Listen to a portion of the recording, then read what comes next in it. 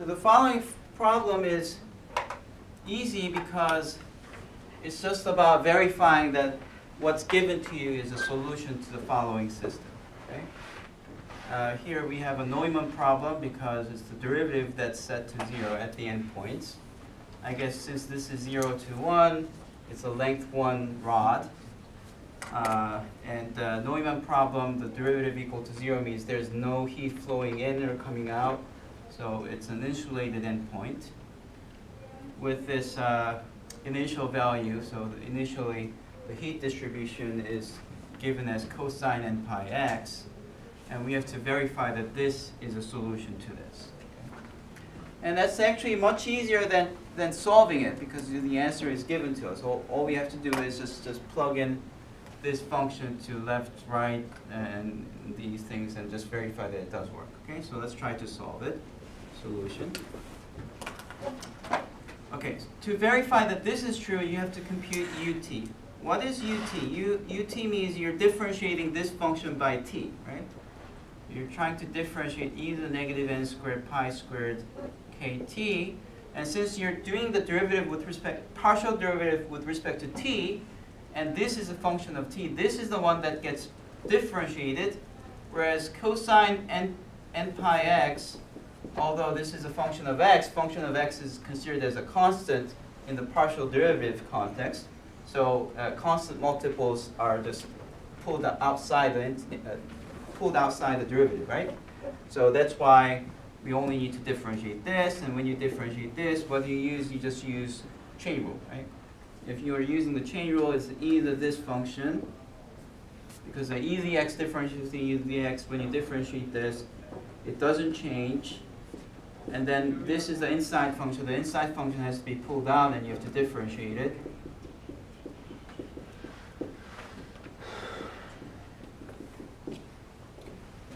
And then we're differentiating with respect to t, and therefore these are all constants. So constant you pull out, and you're just differentiating t. What's the derivative of t? Derivative of t is 1, right? So that's just 1. So you just get e to the negative n squared pi squared kt times negative n squared pi squared k times cosine n pi x. Okay. It looks horrible, but that's it. Okay, that's what we get. What can we do? Okay. So this is the ut. Now let's look for uxx. To get uxx, you should probably differentiate x once and then differentiate it again, right? So we have ux. Let's see what ux is. This is the function, and because this is a partial derivative with respect to x, you're considering this entire thing, which is a function of t, as a constant multiple. And therefore, constant multiple, since it's brought outside the derivative when you differentiate, that's not differentiated at all. It's brought outside this derivative, and you're only differentiating cosine n pi x with respect to x. Okay, so you're differentiating this, and then because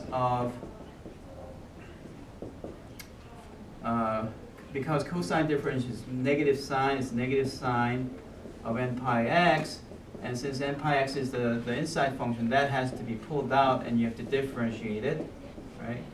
And the derivative of n pi x by x is n pi. So you get e to the negative n squared pi squared kt of negative n pi times sine n pi x. Okay, these are all multiplied. Okay, but that's just one derivative. We have to differentiate again. So let's differentiate again. uxx. Now you have to figure out which one is considered as constant. Is this constant? No. Yes. It's considered as constant because we're differentiating by x. It's a partial derivative. So that's considered as constant. How about this one? Yes. Yes, it's considered. I don't see any x or t, so that's always a constant. How about this?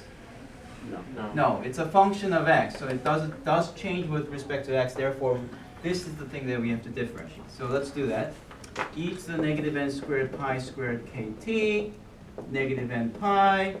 That's just the constant multiple. Pull it out, and the only thing that gets differentiated is sine n pi x. And sine differentiates to cosine.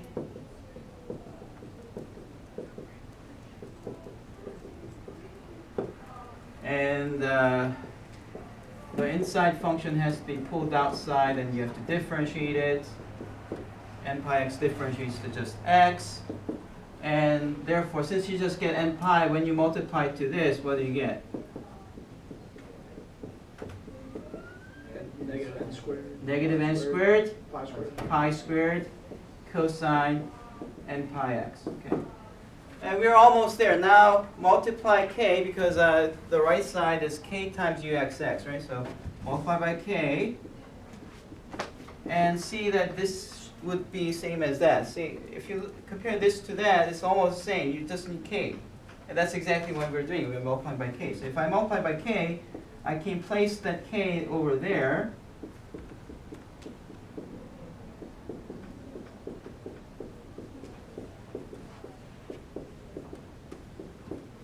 And therefore, we verify the very first equation, because these are the same. Okay?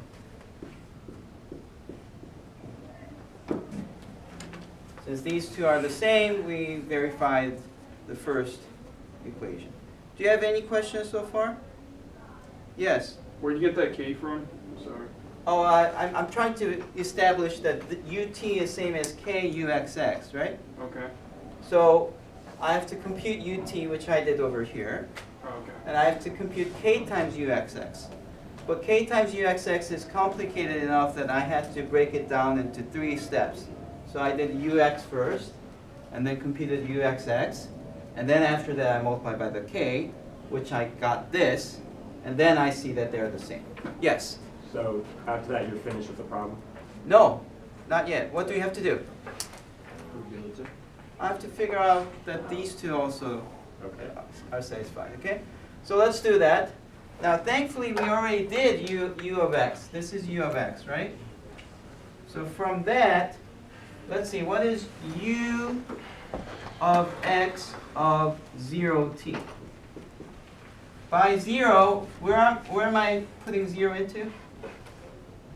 X. So I take this, and let's see, e to the negative n squared pi squared k, what do I write? T. T, because it's still t, so that doesn't change.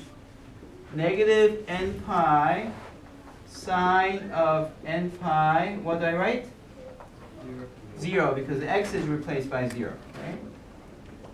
But 0 times anything is 0, and I get sine of 0, what's that? 0. So this is equal to 0, therefore 0 times anything is 0, and I find that this is indeed equal to 0. Alright?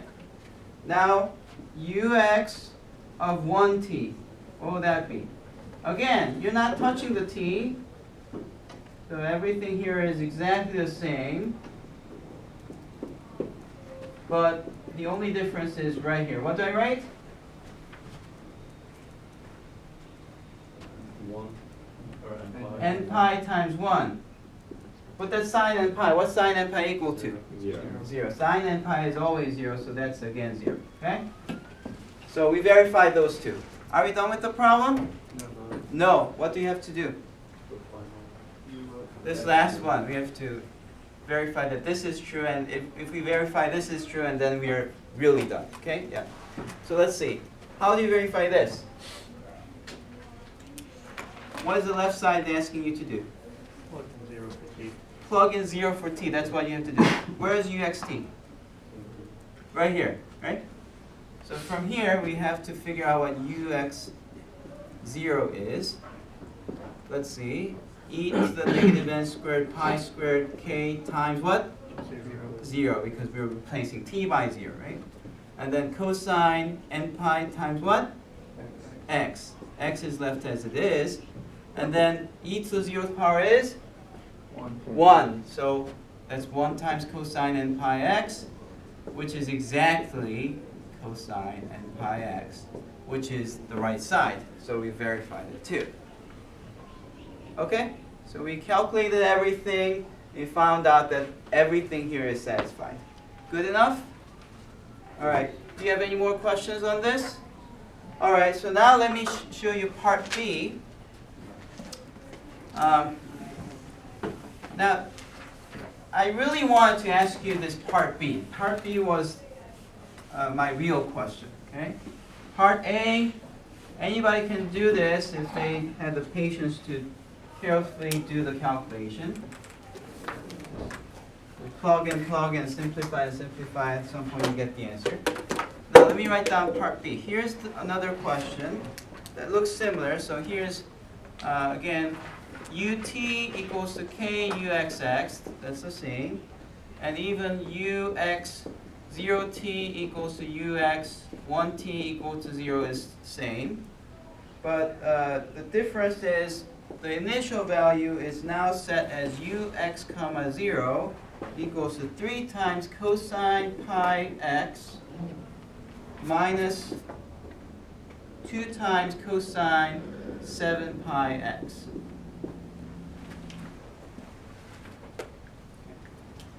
And the question is, what is uxt? And of course, in part B, which means it's probably asking you to use the result of part A. So you have to compare these two and think about how these two questions are related. Now, if you followed the solution of the heat equation in full, see, we did separation of variables, right? If you followed that from beginning to the end and understood everything about it, then the answer would be immediately clear. But for those of you who are still struggling with the heat equation, let me try to explain this carefully. See, here's the deal. If this is the solution to these, right, then if you take any linear combinations of this, it will still satisfy the first two. It won't satisfy this one, but it will satisfy the first two. Okay, that's the trick that we used, right? So the trick was to use the fact that, I should erase this. The trick was to use the fact that the first two equation is linear, meaning that any linear and homogeneous, meaning that any solution that you have, you can just combine them and get another solution. So if you say uxt is C0 for n equal to 0, see n equal to 0 gives you 1, so it's not a non-trivial solution. So C0 times 1, okay, C0 times 1, plus C1 times e to the negative 1 times pi squared kt cosine pi x plus C2 times e to the negative 4 pi squared kt cosine 2 pi x plus C3 times e to the negative 9 pi squared kt cosine 3 pi x plus, do I need to do more? Let's just do one more. C4 e to the negative 4 squared is 16, right? 16 n squared kt cosine 4 pi x plus da da da. See, this is really infinitely many solutions, right? Because n could be 0, 1, 2, 3, 4, 5. It never ends, right? So if you add up everything with some arbitrary coefficients, this infinite series will still satisfy the first two. Okay? It'll still satisfy this equation and that equation. Of course, it's not going to satisfy this one, because if you plug in t equal to 0 here, you're going to get a bunch of things like C0, C1 times cosine pi x, C2 times cosine 2 pi x, bunch of other things. Okay? So this won't be satisfied, but the first two will be satisfied. Yes? Where are you getting the constants from, like C0, C1, C2, C3? Those are unknown constants. Okay, so how do you get those from those first two equations then? We don't get them from the first two equations. We just take the linear combinations of the known solutions to generate the general solution. Okay, I'll get to your answer, that question again. You have another question? Should that n squared be a pi squared? N squared pi, oh, thank you. That should be pi squared. All right, so let me get back to that question. So remember when we were doing second order homogeneous differential equation. So if you had y double prime minus 3y prime plus 2y equal to 0, how did we solve this? Later on, this became pretty standard, but if you recall how we first approached this, we started with some ansatz. We said, oh, these types of questions always have e to the rx as a solution. Okay? That's how we started it. And we plugged this in and found out that for this to be a solution to that, r has to satisfy the following characteristic equation, which is r squared minus 3r plus 2 equal to 0. And then solving this, we got r equals to 1 and 2, which meant that e to the x and e to the 2x are both solutions to this equation. Okay? Right? That's what we did, right? Yes. Okay. And then the next step was, well, we just have two solutions, but this has infinitely many solutions. Actually, it has to have 2 degrees of freedom because it's a second order differential equation, right? How do you get the most general solution out of these two? That was the question. And we were using the property that this is a linear equation, so that if you just take any multiple of the first one and any multiple of the second one and add them together, this will again satisfy the original equation. That's why we call this a general equation, right? Yeah. The same deal is going on for this one. Okay? You have these individual solutions, right? And what we're doing is, I'm just attaching arbitrary constants that we have to figure out later, okay? And so the difference between a ODE and a PDE is that for ODEs, these two will generate infinite freedom. Like C0, C1, C2, C3, C4. You get infinitely many coefficients because you have infinitely many solutions, okay? It's just more complicated, but the idea is very similar. You're taking, this is called linear combination. Physicists like to call this superposition, okay? So you take superposition of solutions, that generates all the other solutions. That's the idea. Did that clarify your question? Yep. Okay, all right.